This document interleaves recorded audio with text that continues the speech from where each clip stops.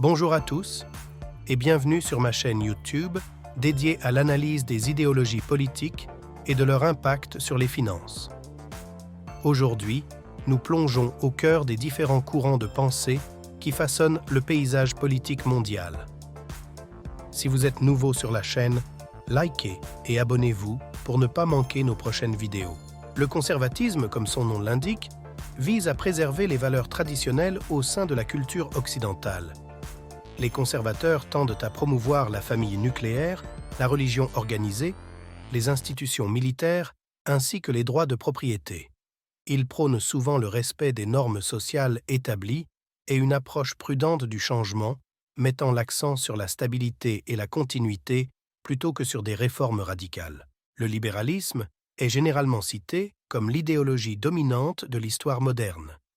Il aime généralement que chaque individu ait ses propres droits, que le gouvernement doit être approuvé par son propre peuple et que tout le monde doit être traité de la même manière devant la loi.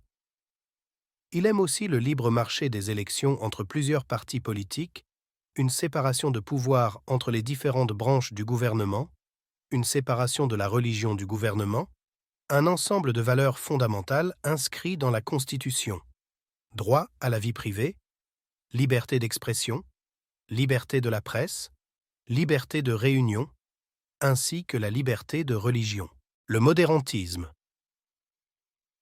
Le modérantisme aime rester dans ce qu'on appelle la fenêtre d'Overton, qui est l'éventail politique, politiquement acceptable pour la population dominante dans la plupart des cas.